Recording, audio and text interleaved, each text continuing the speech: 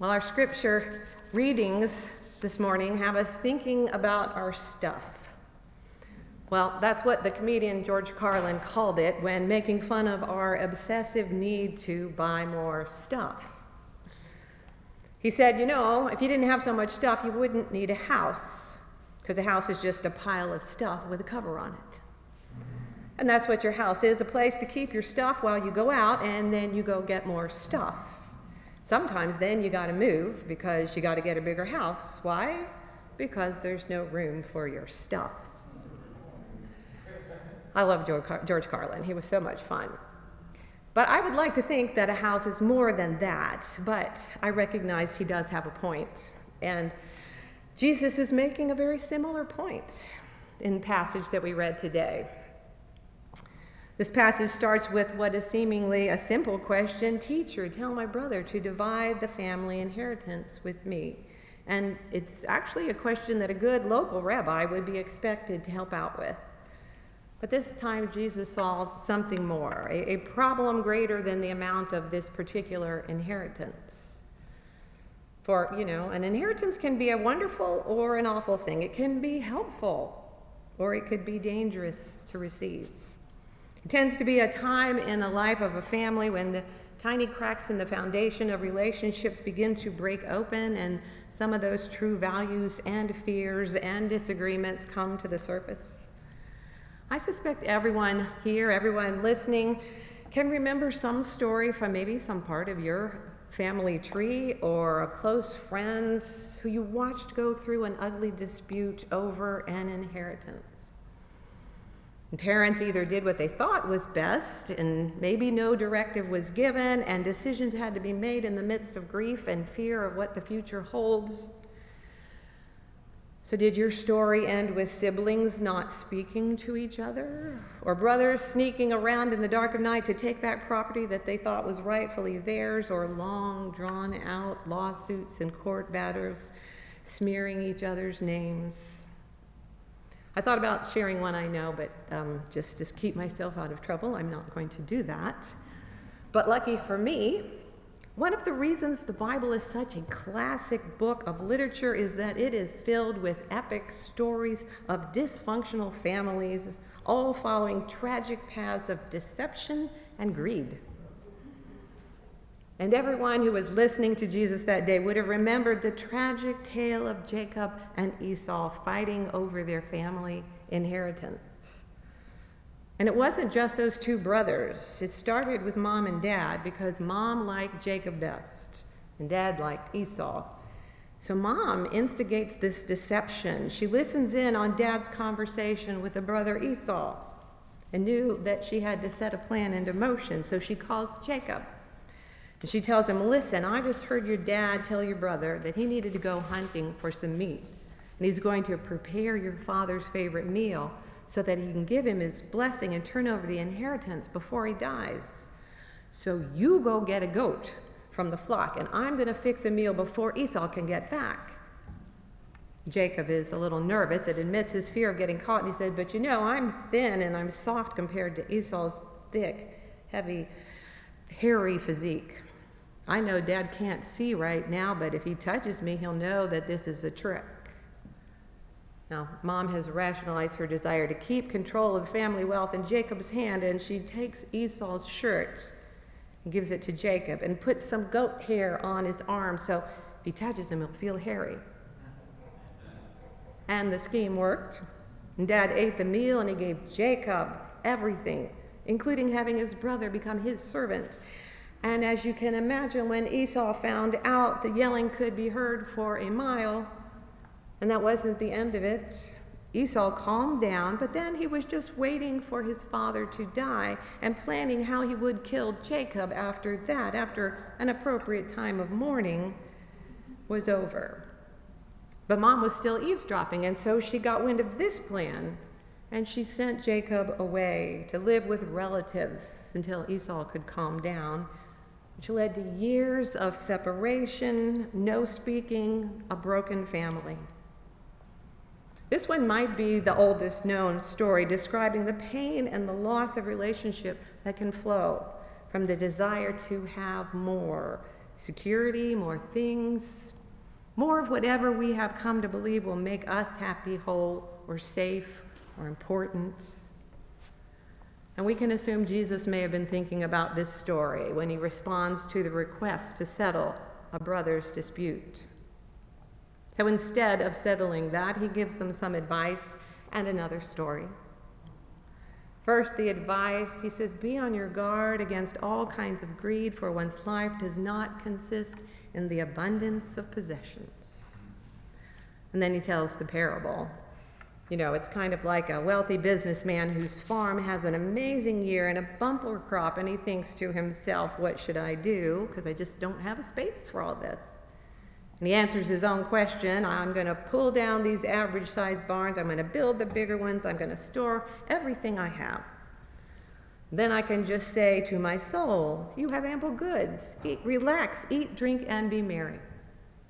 Eat, drink, and be merry is one of those sayings that people think is in the Bible, and this time they're right. It is in the Bible. But it's not in there as a good thing.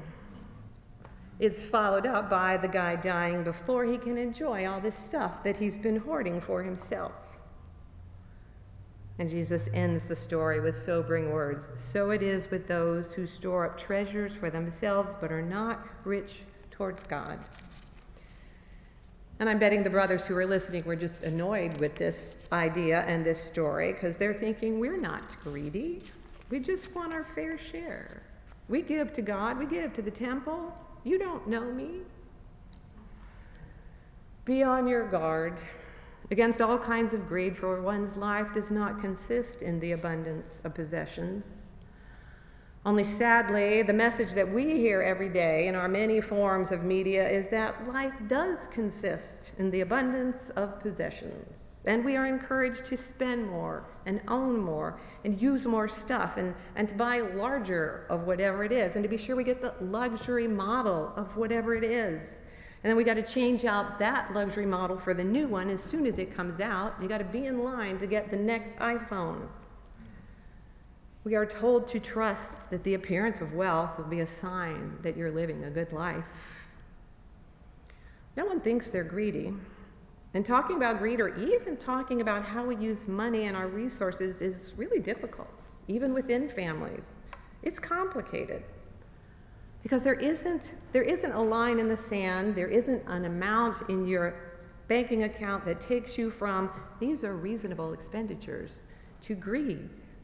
It's hard to know. I mean, we can look at some of the movies like The Wolf of Wall Street. We know we can see greed in action, but we don't really know at what point did they step over the line. Dan Clendenin points out that although people may share this single goal, like avoiding greed or avoiding gluttony, it's impossible to agree on a single rule that says this is what it is. Because, well, our circumstances are different. Our stage in life is different. Our health, the cost of living in different places. We can't prescribe total renunciation of wealth for all Christians because we just don't know where that starts. So then what is greed? It's sort of psychologically complex. The early church fathers, Cassian, observed how monks who had renounced great wealth would get angry over a small sum of money or over a lost book. The monks who practiced this renunciation agreed that it wasn't the possession or the amount of possessions that was the problem. The problem was one's desires and one's attitudes. The renunciation of money is just an outward sign of what is an inward struggle. And family systems theory has taught us what we already know from experience, that money matters often reveal the true heart of individuals or families or organizations, because what we think we need or the way we spend or the way we save and our basic attitude towards material things are tied up with a lifetime of memories and emotions. If there's one thing we're not rational about, it's money. And Jacob and Esau learned to put their trust in their possessions from their parents. And we learned something growing up. We learned to be comfortable with what we had, or we learned to be ashamed of what we didn't. We learn that life is a competition and the winner is the one with the most stuff. We learn to share what we had, what came our way, and trust that somehow it would be okay.